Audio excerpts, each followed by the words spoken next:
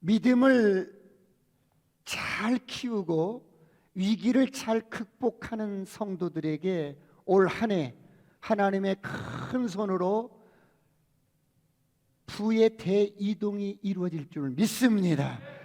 이런 은혜가 될 줄 믿습니다. 여러분, 골프 경기에서 가장 중요한 샷은 지금 막 쳐야 하는 이번 샷이라고 합니다. 인생을 골프에 비유한다면 우리 인생에서 가장 중요한 이번 샷은 바로 내게 주어진 오늘일 수가 있습니다. 바로 우리에게 주어진 2021년 올해일 수 있습니다. 오늘이 나의 남은 인생의 날수 가운데 가장 첫날이 될 수도 있어요. 올해가 나의 남은 인생의 가장 젊은 날이 될 수 있습니다. 할렐루야. 그런가 하면 어떤 사람에게는 올 한 해가 그 사람에게는 인생의 마지막 남은 해가 될 수 있기 때문입니다. 그러므로 우리에게 주어진 2021년을 가장 행복하게 사시길 축원합니다. 가장 재미있게 사시길 축원합니다. 의미 있게 사시길 축원합니다. 저를 향하여 선포합니다. 아싸, 꿈 같은 일이 일어납니다. 주님이 새 일을 내실 것입니다. 시작. 주님이 새 일을 내실 것입니다. 사랑하는 성도 여러분, 올 한 해는 하나님께서 우리에게 주신 위대한 선물입니다. 통째로 우리에게 주셨습니다. 그렇다면 사랑하는 성도 여러분, 우리에게 주어진 올 한 해를 어떻게 살아야 잘 사는 한 해가 될 수 있을까요? 정말 후회하지 않고 한 해를 잘 살 수 있을까요? 우리는 늘 해가 바뀔 때마다 새롭게 살아보겠다고 새로운 마음을 다짐하고 새로운 계획을 세우고 여러분 그렇게 출발을 하지만 연초에 먹은 마음이 작심삼일이 되고 말 때가 있습니다. 길어야 1년, 길어야 1개월, 2개월 갑니다. 그러므로 우리가 새로워지려면 또 새롭게 멋지게 출발하려면 다음 세 가지 영역에서 새로움이라는 이해를 하셔야 합니다. 먼저 육신적으로 새로워지는 영역이 있습니다. 내가 올해 새로운 차를 샀어요. 아주 기분이 좋습니다. 내가 새 아파트를 샀어요. 아주 기분이 좋아요. 내가 새로운 사람을 만났어요. 내가 새로운 직장에 취업을 했습니다. 내가 새로운 슈트를 걸쳤습니다. 이런 모든 새로움은 육신적인 새로움이며 물리적인 영역에서 새로움입니다. 내가 신년 연휴를 받아서 한 번도 가보지 못한 곳을 여행했다고 합시다. 역시 육신적으로 새로운 것을 느끼고 경험합니다. 그런데 이런 육신적인 새로움은 어떻습니까? 여러분 얼마 가지 못합니다. 고린도후서 4장 16절은 이렇게 말씀합니다. 다 같이 한번 합독합니다. 시작. 그러므로 우리가 낙심하지 아니하노니 우리의 겉사람은 낡아지나 우리의 속사람은 날로 새로워지도다. 세월의 강이 흘러가면서 우리가 여러분 겉사람은 낡아집니다. 이렇게 육신적으로 경험했던 것들은 낡아지고 희미해지고 여러분 점점점 쇠해집니다. 여러분 그런데 여러분 이렇게 육신적으로는 쇠해지고 늙어지지만 정신적으로 또한 새로워져야 합니다. 육체가 세월이 가면 쇠해지는 것처럼 우리 정신도 멘탈이 약해져요. 정신력이 떨어져요. 그래서 기억력이 상실됩니다. 여러 가지 호르몬 분비가 깨지기 때문에 밸런스가 깨지기 때문에 여러 가지 여러분 기억력도 떨어지고 모든 부분이 쇠해질 수 있어요. 그런데 나이가 들면 어떤 부분은 폭이 넓어지기도 하지만 굉장히 고집스러워지는 부분도 있어요. 생각이 복잡해집니다. 멘탈이 아주 여러분 예민해집니다. 그래서 많은 사람들은 새해가 되어도 아무런 계획 없이 꿈도 없이 그냥 한 해 한 해를 맞이하고 보낼 수 있어요. 그리고 다른 것들을 볼 때 나도 옛날에 저런 거 했는데 안 되더라. 해봤자 별 수 없더라.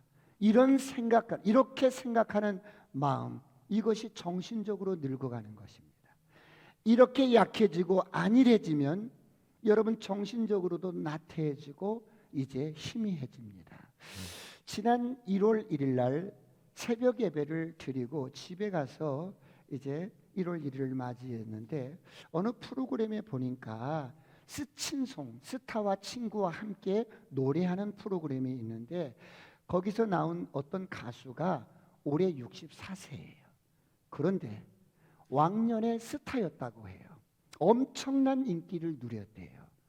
그런데 왕년에 스타였던 것들만 생각하고 추억만 이렇게 여러분 기억하면서 살다 보니까 시대가 급변하는데 과거의 추억 속에만 잡혀서 생각이 변화되지 않고 있으니까 자꾸 도태가 되더라는 거예요.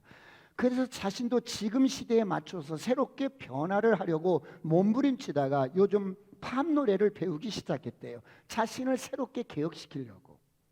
그래서 팝 노래를 배워서 그 멘토와 함께 노래를 부르는데 겨울왕국 2에 나오는 OST에 Into the Unknown라는 미지의 세계로라는 팝을 부르는데 너무 잘하는 거예요.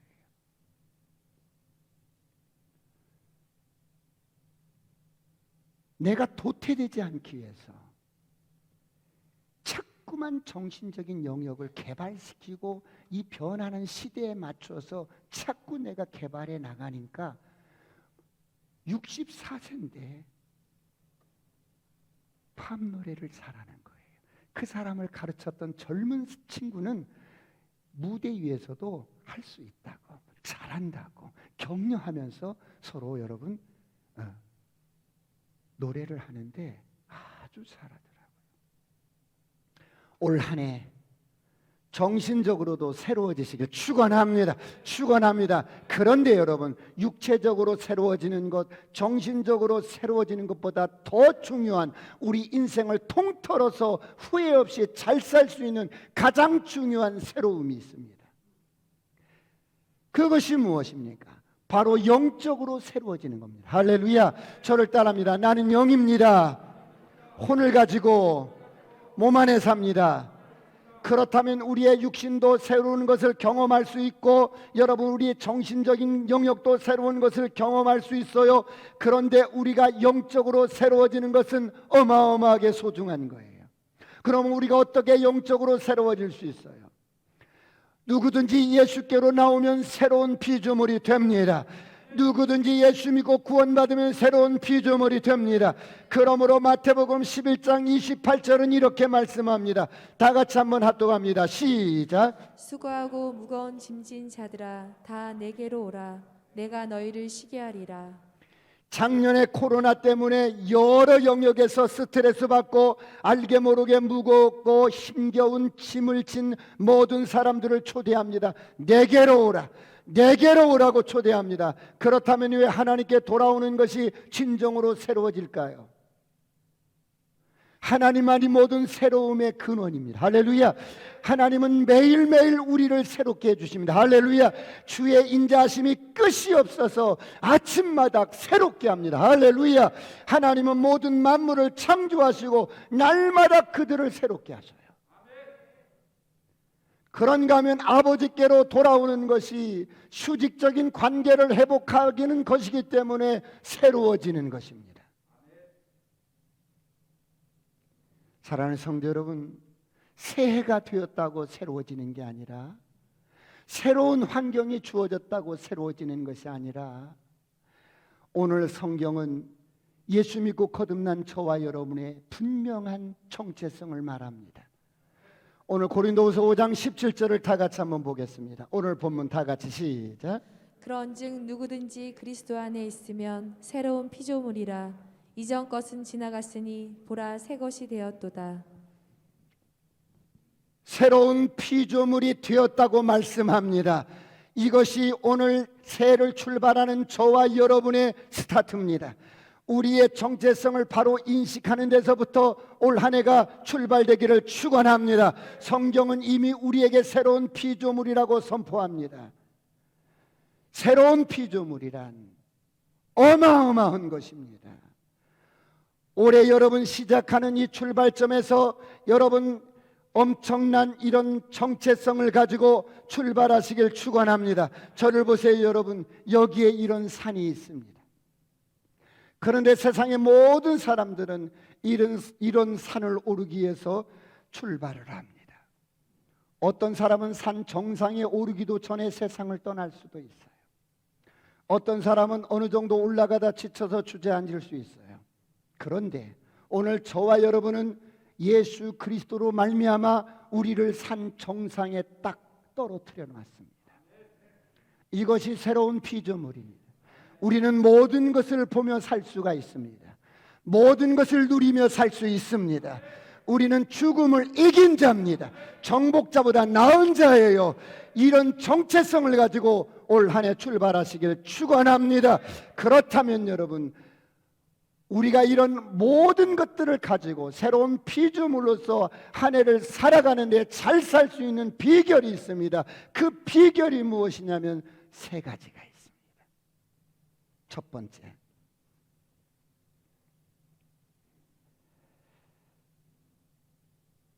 올 한 해 새로운 피조물로서 우리가 잘 살 수 있으려면 첫 번째, 삶의 목적이 바뀌어져야 됩니다.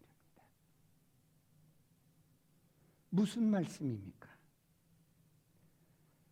내가 작년까지는 내 자신을 위해서 살았습니다. 내가 주인이 돼서 살았어요.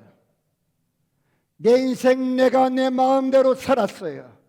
내 욕망이 주인이 돼서 살았어요. 그런데 새로운 피조물이 되면 내가 목적이 아닙니다. 예수님이 나의 목적입니다. 할렐루야. 그러므로 새로운 피조물이 되면 여러분, 오늘 본문 고린도후서 5장 15절을 보겠습니다. 다 같이 한번 합독합니다. 시작.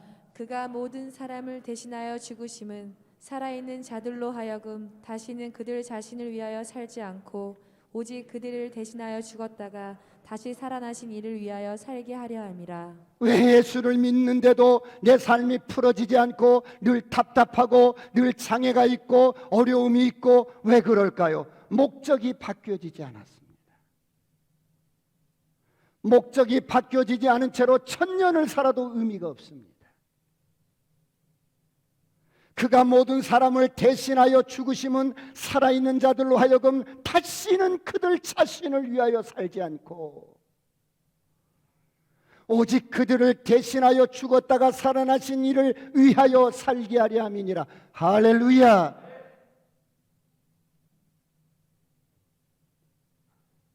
나 자신은 십자가에서 주님과 함께 죽었습니다. 주님이 나에게 새로운 생명을 주셨는데 여러분, 이 생명의 주인이 주님이십니다. 내 삶의 목적을 이제 주님을 위해서 여러분 사는 것으로 픽스시키길 주의 이름으로 축원합니다. 왜 그러냐면, 왜 이게 잘 사는 비결이냐면 이스라엘 백성들이 애굽에서 노예로 살 때 삶의 목적이 자신들이었습니다. 내가 일하는 목적도, 내가 공부하는 목적도, 내가 어떤 것을 하는 목적도 여러분 다 나를 위한 것이었습니다. 그런데 이렇게 살면 어떤 모양으로 살든 소망이 없습니다. 모든 것은 세상 임금인 바로를 위해서 살기 때문입니다. 이렇게 여러분 소망이 없고 1000년을 살아도 의미 없는 인생을 예수님께서 십자가에서 죽으시고 우리를 이런 죄에서, 세상에서, 바로의 손에서, 애굽에서 건져내셨습니다. 그렇다면 목적이 바뀌어져야 합니다. 목적이 내가 아니라 주님입니다. 할렐루야. 만일 여러분이 새로운 피조물이라면 목적이 바뀌어져야 돼요. 오늘 이런 은혜가 있기를 축원합니다. 그래서 예수님을 깊이 만나고 여러분 분명한 이런 정체성을 인식한 사람들은 이런 고백을 했어요. 그는 흥하여야 하겠고 예수님은 흥하여야 하겠고 나는 쇠하여야 하리라. 나는 괜찮습니다. 나를 통해서 당신이 드러나고 당신이 영광을 받고 당신이 여러분 잘 되면 됩니다.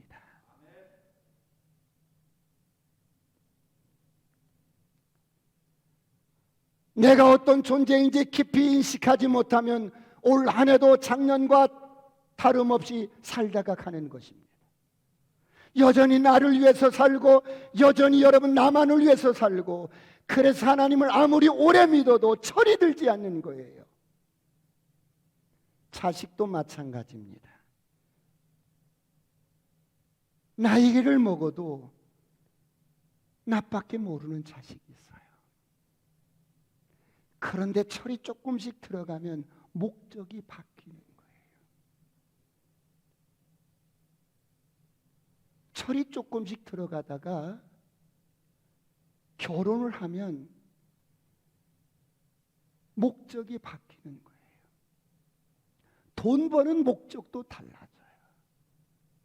요즘 청년들 영끌까지 해서도 집을 못 사니까 욜로족이 되어서, 그래 돈 있으면 여행 가고, 그래 내 인생 내가 마음대로 살자, 이런 여러분 청년들도 있어요.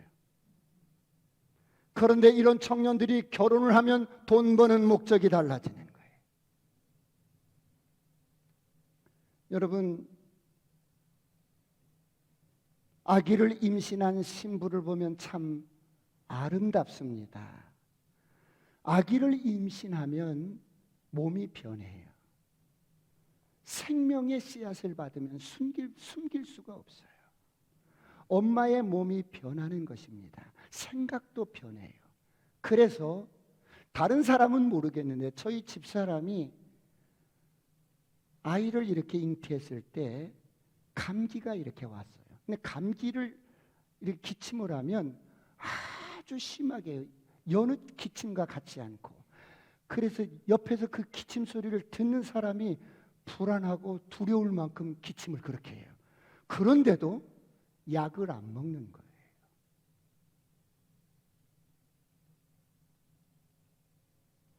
아이를 위해서 약을 안 먹는 거예요. 그것을 다 견뎌내는 거예요. 여러분, 예수님의 생명을 받아들이면 내 삶이 변할 수밖에 없고 내 삶의 목적이 예수님으로 바뀌게 됩니다. 할렐루야. 올 한 해 이런 한 해가 되시길 축원합니다. 여러분의 삶의 목적이 예수님이라고 그렇게 고백하고 결단하시길 축원합니다. 예수 믿으나 안 믿으나 세상에서 살 때와 예수 믿고 거듭날 때와 삶의 목적이 동일하다면 예수 믿을 필요가 뭐 있겠어요? 올 한 해 잘 사는 비결 가운데 첫 번째, 여러분의 정체성을 분명하게 인식하고 삶의 목적도 바뀌어지기를 축원합니다. 두 번째, 올 한 해 잘 살기 위해서는 어떻게 합니까? 두 번째, 관점이 바뀌어져야 합니다. 사람이 왜 안 바뀔까요? 관점이 바뀌어지질 않아요. 여러분, 올 한 해를 행복하게 사시고 잘 살기 위해서는 세상을 바라보는 관점이 바뀌어지기를 축원합니다. 그런가 하면 관점이라는 게 얼마나 중요하냐면, 오늘 고린도후서 5장 16절을 다 같이 보겠습니다. 16절 다 같이 시작. 그러므로 우리가 이제부터는 어떤 사람도 육신을 따라 알지 아니하노라.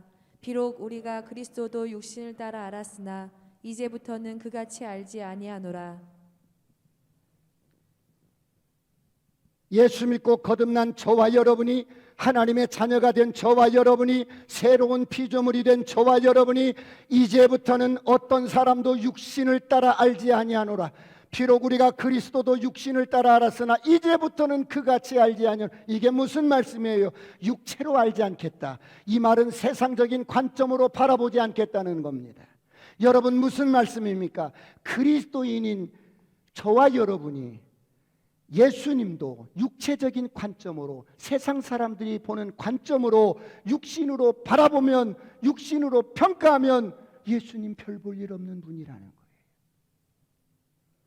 마구간에서 베들레헴에서 그냥 태어난 목수의 아들, 육신의 관점으로 보면 예수님은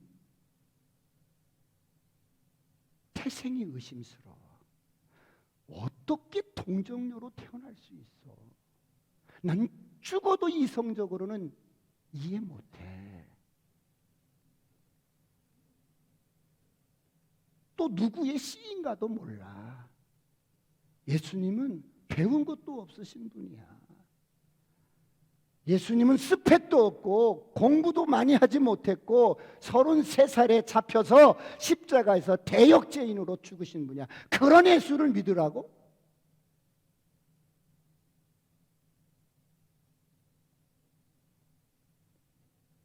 그런데 여러분, 이게 세상 사람들이 보는 육신의 관점으로 보는 예수예요. 그런데 내가 다시는 이렇게 육신으로 알지 않겠다. 그럼 어떻게, 관점이 어떻게 바뀌어야 되는데요? 믿음의 눈으로 바뀌어야 돼요. 영적인 눈으로 바뀌어져야 돼요. 그러면 그 예수님을 믿음의 눈으로 바라보면 어떻게 됩니까? 그분은 엄청난 분이에요. 천지를 만드신 분이고 인생의 생사복을 주관하시는 분이고 영혼의 주인 되셔서 언제든지 이분이 우리의 영혼을 껐다 켰다 할 수 있어.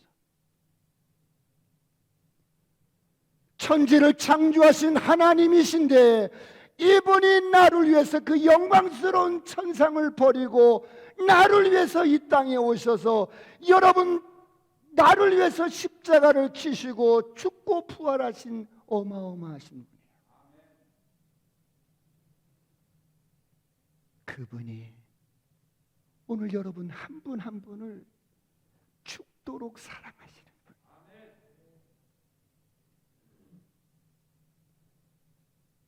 이렇게 육신의 눈으로 보는 것과 믿음의 눈으로 보는 것은 엄청난 차이가 있습니다. 내가 새로운 피조물로 거듭났으니 이제 내가 이런 육신의 눈으로 보지 않겠다. 예수도 그렇게 보지 않고 그럼 내 자신도 그렇게 안 보겠다는 거예요. 관점이 바뀌어지기를 축원합니다. 관점이 새로워지기를 축원합니다. 관점이 바뀌어지지 않으면 사람이 변화가 되지 않아요. 여러분 자신도 그만 학대하세요. 여러분 자신도 여러분이 육신의 눈으로 보면 가진 것 없고 배운 것 없고 문벌이나 학벌이나 여러분 내세울 것 아무것도 없는 그런 보잘것없는 인생으로 여러분 소망도 없고 늘 절망 가운데 있고 늘 실패의식 가운데 있고 열등감과 이런 속에 갇혀서 여러분 자신을 그만 학대하고 풀어놓아 주시길 축원합니다. 여러분 자신도 믿음의 눈으로 보는 거예요. 하나님의 관점으로 보는 거예요. 그러면 어때요? 우리가 엄청난 존재인 거야. 죽음을 이긴 자예요. 세상을 이긴 자예요. 정복자보다 나은 자예요. 여러분이 주의 이름으로 선포해서 흑암 중에 감추인 보아들이 올 한 해 위기를 극복한 여러분의 가정과 사업장에 이동되어질 줄 믿습니다. 육신의 눈으로 보면 비실비실비실한 것 같아. 아무것도 없는 것 같아. 금방 꺾어질 것 같아. 그런데 믿음의 눈으로 보면 어마어마한 거야. 빛이 나는 거야. 하나님이 함께 하는 거야. 하늘의 능력을 끌어내서 쓰는 거야. 여러분 자신을 보는 관점도 바뀌어지기를 축원합니다. 그래야 인생을 행복하게 살 수 있어요. 그런가 하면 다른 사람을 보는 관점도 바뀌어져야 돼. 이런 은혜가 있기를 축원합니다. 다른 사람을 보는 관점도 바꿔지는데 장점을 보고 단점을 보지 말고 그런 차원이 아니에요.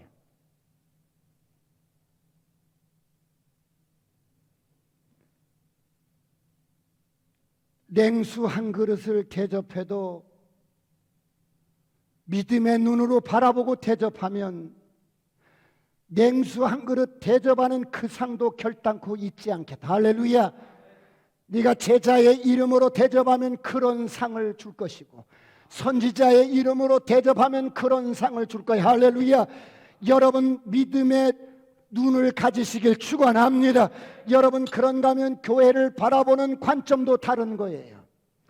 저와 여러분이 새로운 피조물이라면 세상 사람들이 교회를 육신적으로 바라볼 때 교회가 코로나의 증폭 확산지야, 발상지야, 무식한 사람들, 광신자들의 이기적인 집단이라고 와와와와 막 비난할 때, 손가락질할 때 여러분들은 어떻게 바라봐야 돼요? 주님의 생명을 잉태하고 주님의 생명을 낳고 키우는 것은 교회밖에 없어요. 할렐루야. 교회가 때로는 인간적인 눈으로 보면 불평거리가 많을 수 있고 냄새날 수가 있고, 그렇지만 여러분, 교회는 예수님의 신부인 거예요.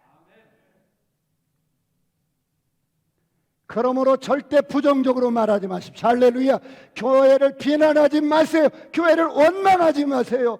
교회는 이 땅에 유일하게 영혼을 구원하는 신부요, 예수님의 아름다운 신부인 것입니다.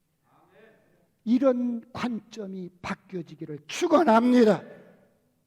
그런가 하면 여러분의 자녀를 바라보는 관점도 바뀌어져야 돼요. 아직은 철이 없어 보일 수 있고, 여러분 부족한 부분이, 믿음도 부족해 보일 수도 있고, 마음에 들지 않는 부분이 있을 수 있어요. 그러나 믿음의 눈으로 바라보면 하나님이 저와 여러분에게 주신 최고의 선물인 거야. 믿음의 기업인 거야. 잘 키워서 하나님 나라를 확장시키라고 우리에게 주신 기업이라고요. 그런가 하면 여러분의 남편을 바라보는 관점도, 아내를 바라보는 관점도 바뀌어지기를 축원합니다. 그런가 하면 여러분에게 주신 셀 리더들도 여러분 마찬가지예요. 여러분 셀원들에게 셀 리더를 주신 것은 최고의 여러분 선물을 주신 거예요. 그런데 여러분, 이런 믿음의 눈이 바뀌어지지 않으면 셀 리더가 가지고 있는 좋은 영적인 은사와 축복들이 셀원들에게 흘러가지를 않는 거예요. 올 한 해 잘 사는 비결 가운데 두 번째는 여러분의 관점이 바뀌어져야 합니다. 할렐루야. 이런 은혜가 있기를 축원합니다. 그런가 하면 여러분, 저를 보세요. 사람과 하나님과 내 자신과 이런 것만 보는 관점만 바뀌어지는 게 아니라, 내게 주어진 환경도, 우리에게 불어오는 고난의 바람도, 이 코로나의 바람도 바라보는 관점이 바뀌어져야 된다. 세상 사람들은 이런 것이 원망거리가 되고 불평거리가 되고, 여러분 많은 것들에 대한 소리를 지르면서 난리를 치길 수 있지만, 우리는 이런 것들을 바라보는 관점이 다른 거야. 왜요? 고난도 있지만 그 고난 위에 하나님이 계시는 거예요. 어둠이 있지만 그 어둠 위에 하나님이 계시는 거야. 여러분 배를 타고 망망대해에 수고로이 노를 저어 가는 것 같은데, 길이 없는 것 같은데, 풍랑이 있는 것 같은데, 길을 만들어서 주님이 찾아오시는 거예요. 그러므로 이런 고난, 이런 환경을 통해서 저와 여러분을 정말 복되게 행복하게 살게 하시려고 만드시는 줄 믿으시기 바랍니다. 이런 위기가 지나고 나면 반드시 따라오는 것이 큰 축복의 이동들입니다. 대부요가 이동되고, 여러분 어마어마한 것들이 하나님의 손길을 통해서 이동됩니다. 올 한 해 이런 축복의 그릇들이 되시기를 축원합니다. 대한민국이라는 호가 코로나 때문에 휘청거릴 수 있는 것 같지만, 여러 가지 정치 문제, 경제 문제로 휘청거리는 것 같지만, 여러분 이런 과정을 통해서 하나님은 당신의 백성들, 당신의 교회들을 더 강건하게 하시고, 더 분별력 있게 하시고, 더 믿음의 관점으로 보게 하시고, 그래서 세계 제일 가는 나라로 세우실 줄 믿습니다.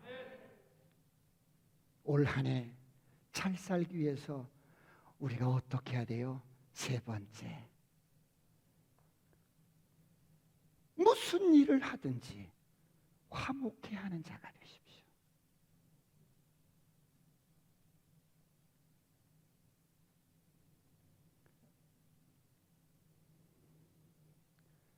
십자가의 예수가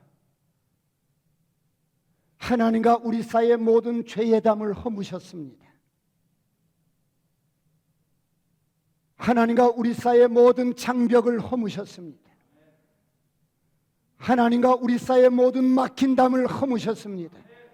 그래서 우리는 그 아버지 품에 안겨서 우리는 마음껏 아버지와 함께 살아갈 수 있습니다.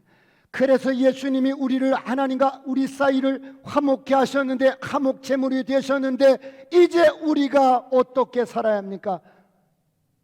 오늘 18절 말씀을 보겠습니다. 오늘 본문 18절 말씀 다 같이 시작. 모든 것이 하나님께로서 났으며 그가 그리스도로 말미암아 우리를 자기와 화목하게 하시고 또 우리에게 화목하게 하는 직분을 주셨으니, 그리스도로 말미암아 하나님과 우리가 화목해 되었는데, 우리에게 어떻게 새로운 피조물이 된 우리에게 뭐라고요? 새로운 직책을 주었는데, 무슨 일을 하든지 누구를 만나든지 어떤 상황 속에서든지 화목해 하는 직책을 주신 거예요.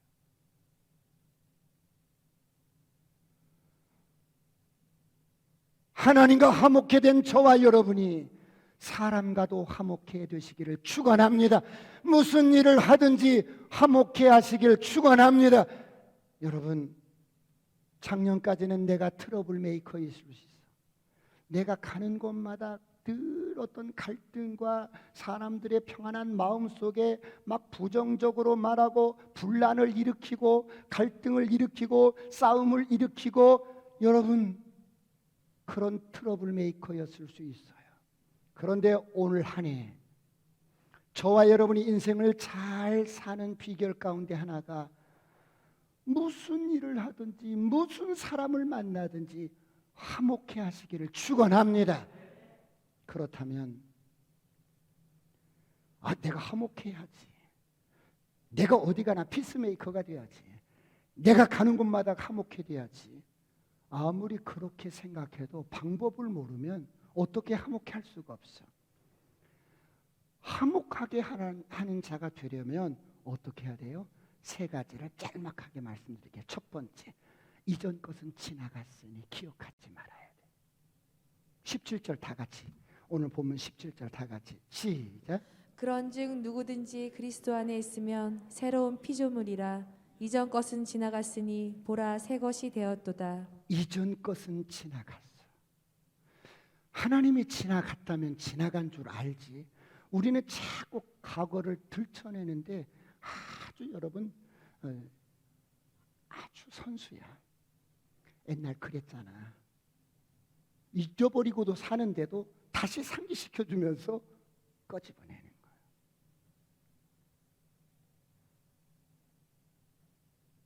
과거를 자꾸 들추면 화목할 수 없다는 거예요.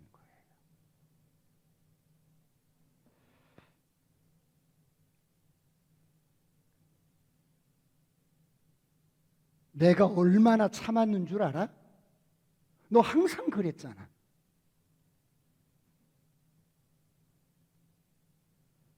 이런 모든 기억들을 깨끗하게 지우시길 축원합니다.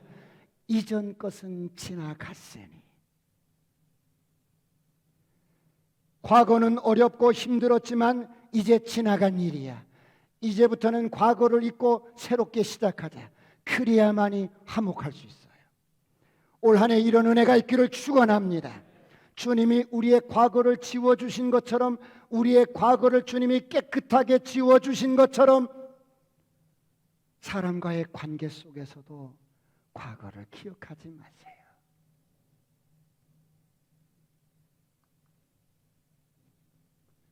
혹시 그럴 일도 없겠지만,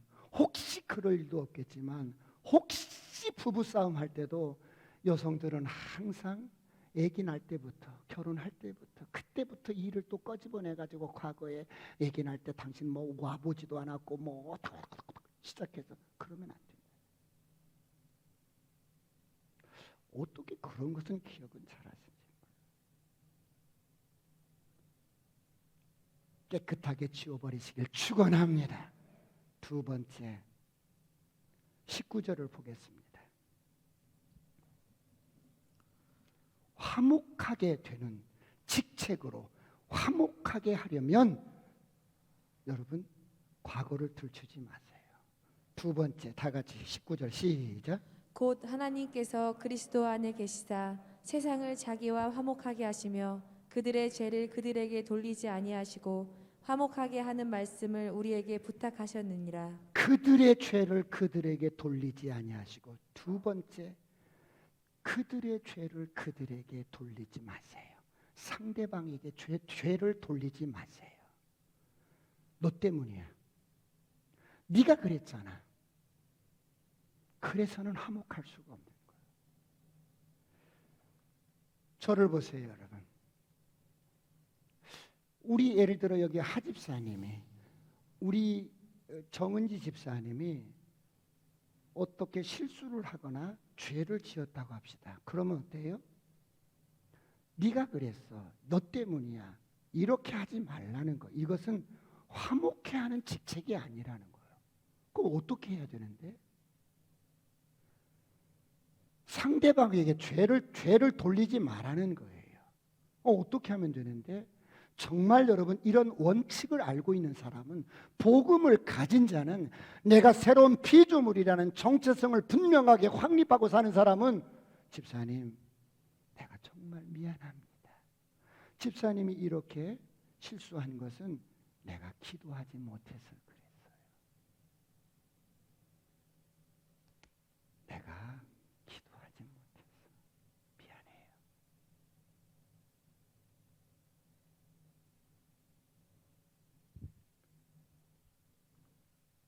수많은 사람들이 죄를 남에게 전가시키고 돌리는 데는 선수예요.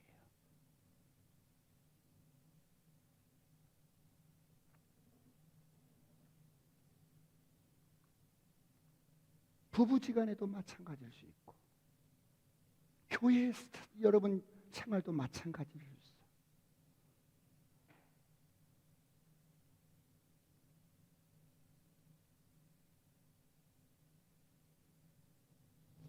그들의 죄를 그들에게 돌리지 아니하고, 상대방에게 돌리지 아니하고, 내가 기도하지 못해서 그렇습니다. 미안합니다.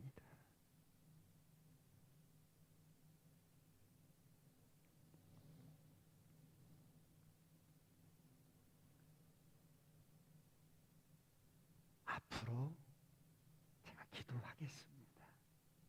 더 열심히 잘하겠습니다. 책임을, 죄가를 상대방에게 다 전가를 하면 화목할 수가 없어요. 올 한 해 잘 사는, 화목해 하는 저와 여러분이 되시길 축원합니다. 세 가지 화목해 하는 방법 가운데 하나가 사랑으로 덮어주고 사랑으로 행하십시오. 14절을 보겠습니다. 오늘 본문 14절 다 같이 시작. 그리스도의 사랑이 우리를 강건하신도다. 우리가 생각하건대 한 사람이 모든 사람을 대신하여 죽었은즉 모든 사람이 죽은 것이라. 오늘 저와 여러분은 부인할 수 없는 사실이 있습니다. 그게 뭡니까? 그리스도의 사랑이 우리를 강권하는 거예요. 십자가의 사랑이 우리를 강권한다는 거예요. 그 사랑이 아니었으면 내가 구원받을 수도 없고, 그 사랑이 아니었으면 억겁 같은 내 죄가를 도말할 수가 없었습니다. 여러분, 하나님께 받은 우리의 사랑이 어떤 사랑입니까? 하나님께서 우리에게 베풀어 주신 그 사랑은 평생 갚아도 갚을 수 없는 사랑입니다.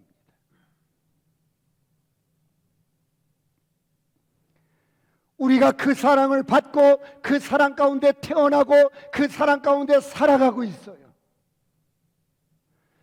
주님이 우리의 허물을 덮으시고 죄가 동에서 서가 먼 것 같이 우리 죄가를 도말하시고 빽빽한 구름이 사라진 같이 모든 죄가를 여러분 지워주신 그 아버지가 우리를 덮어주시고 우리에게 보여주신 그 사랑으로 올 한 해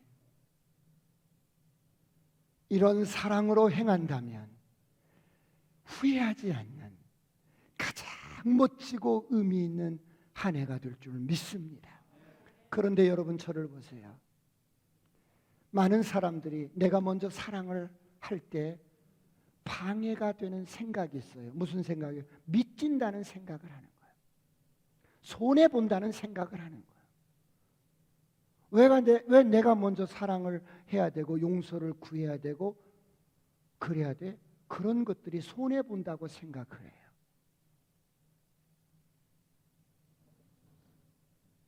그런데 여러분, 우리가 누군가를 사랑하고 원수를 사랑하고 원수를 용서한다고 한들, 그리고 주를 위해서 다 헌신한다고 한들, 그것은 내가 받은 그리스도의 사랑, 내가 받은 십자가의 사랑, 내가 받은 하나님의 사랑에 평생 갚지 못할 큰 사랑의 지극히 일부분인 거예요. 내가 다른 사람을 아무리 많이 사랑해도 나는 주님으로부터 더 큰 사랑을 받았기 때문에 미치는 것이 아니라,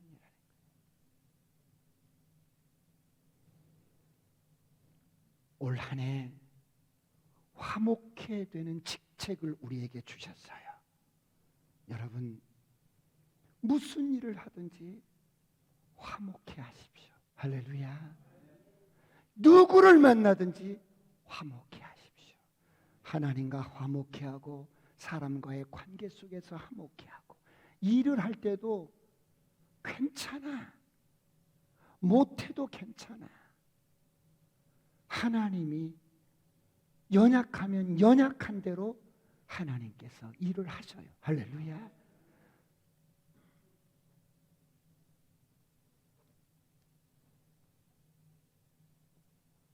오늘부터 만나는 모든 사람들을 향하여 여러분들은 믿음의 눈으로 바라보면서, 이야, 새로워졌네, 이런 새로운 피조물로서 올 한 해 가장 후회 없는 잘 사는 저와 여러분이 되시길 축원합니다. 기도하시겠습니다.